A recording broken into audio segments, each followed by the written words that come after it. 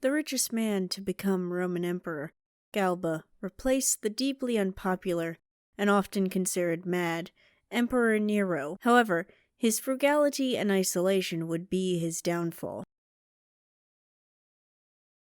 Servius Sulpicius Galba was born in 3 BCE to a distinguished noble family in Italy. However, he was not related to the reigning Julio-Claudian dynasty founded by Emperor Augustus, Julius Caesar's nephew. Like many men of his station, he served in the military and entered politics. His early career was under the Emperor Tiberius, and ended with him reaching the consulship at the age of 33. There was nothing to distinguish him. It is only in later life that he gained attention. It's said he commanded an army in Germany with distinction and gained great praise as proconsul of Africa. However, his first step up was replacing the commander of a military district in Upper Germany after the man was executed for conspiracy against Emperor Caligula in 39 CE. He quickly endeared himself to the emperor, though not to the troops, who considered him a martinet for forcing difficult maneuvers on them, such as being able to run for 20 miles behind the emperor's chariot, an impressive feat for a man in his 40s to perform himself. He then retired briefly under Emperor Claudius, who rose to the throne in 41 CE, before being recalled to public service. By that time, his wife and sons had died from illness. He did not remarry after that, possibly due to the speculation that he preferred men over women. By the time Nero ascended the imperial throne, Galba was governor of Spain. Now, a bit of background. Emperor Nero ascended to the throne before the age of 17, and while he started off on the right path with reforms, he turned into a terrible emperor later on. You've probably heard the story of him singing or playing an instrument while Rome burned. Combine this reputation with a decline in the upkeep of the public good, and one can see how people wanted a new emperor. For example, by the final years of his rule, the Roman Empire was under great strain. Revolts in Britain and Judea, conflicts with Parthia, and rebuilding expenses in the capital forced him to devalue the imperial currency, lowering the silver content of the denarius by 10%. This brings us to Galba. He possessed a reputation for moderation and self-restraint. He also avoided excesses, had a gentle nature, and a confidence paired with caution. In short, he was an attractive replacement. Others saw this too.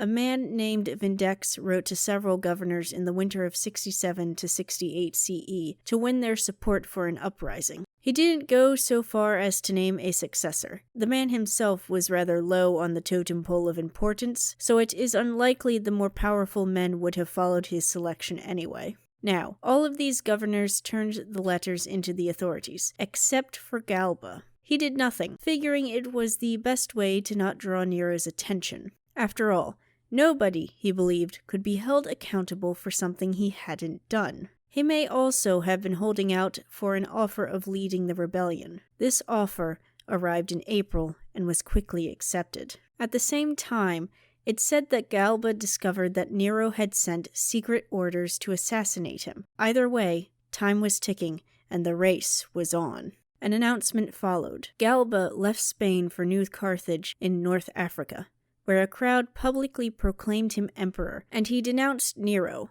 stressing the number of prominent men murdered by him in the past few years. Appeals for support to all the provinces followed. He then appropriated the revenue of the Spanish provinces and began to raise an army. Galba's army initially consisted of 1 legion, 3 auxiliary cohorts, and 2 cavalry squadrons, but it grew quickly.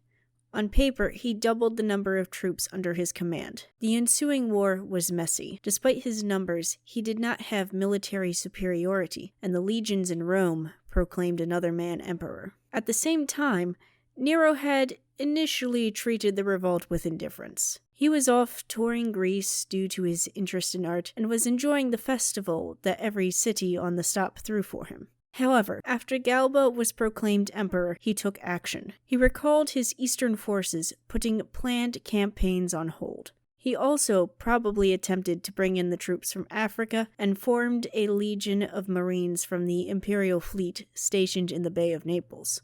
In Rome, he called for citizen volunteers to defend his claim to the throne, but they ignored him. By the end of May, Nero fled for Egypt. Things moved quickly now. In June, the Praetorian Guard turned against Nero, which persuaded the Senate to declare him an enemy of Rome and to recognize Galba as the Roman emperor. Nero did not make it to Egypt. Instead, he fled to a country villa of a freed man and there committed suicide. The remaining contender from Rome's legions was quickly dealt with as well. Galba was now emperor in everyone's eyes.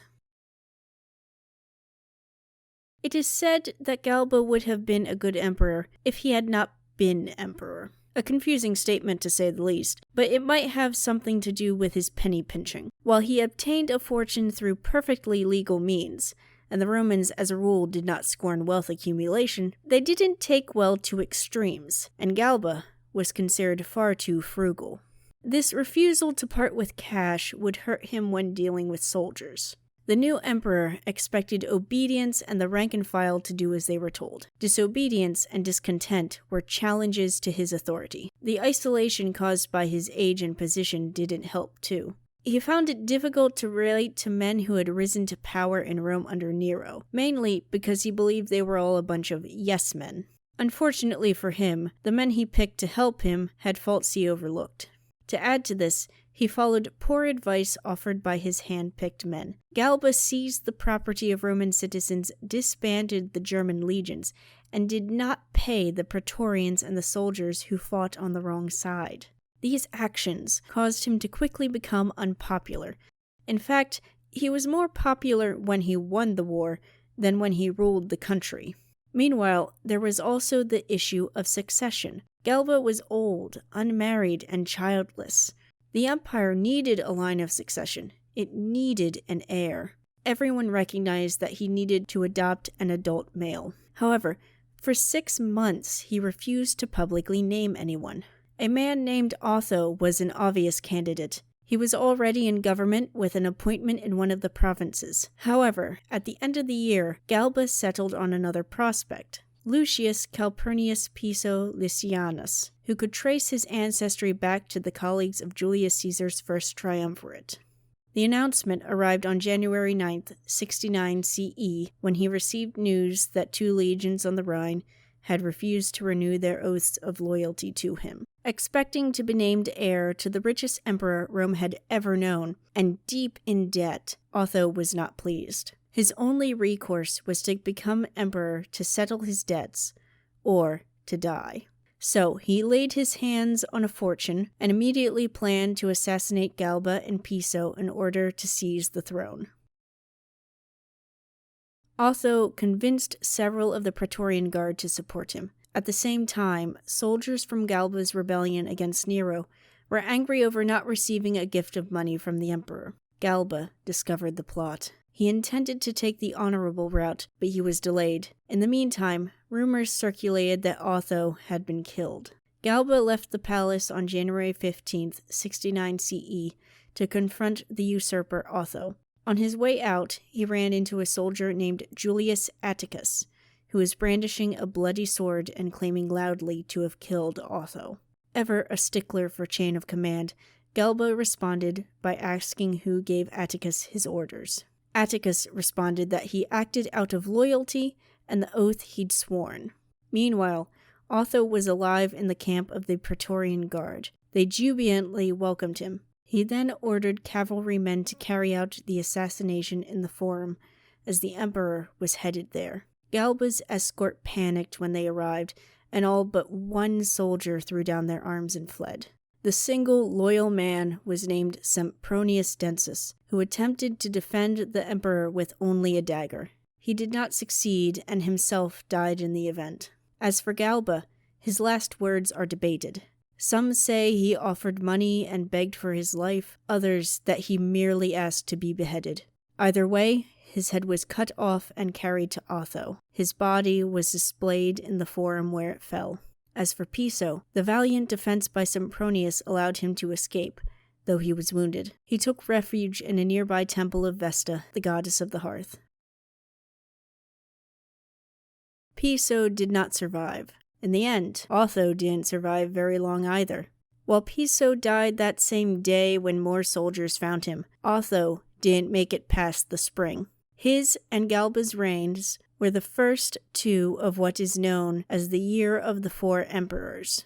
Thank you for watching. This was a video in a series on Lesser Roman Emperors. Check that out if that intrigues you. Otherwise, leave a comment, a like, subscribe if you want, or check out the tip jar. There's always more history.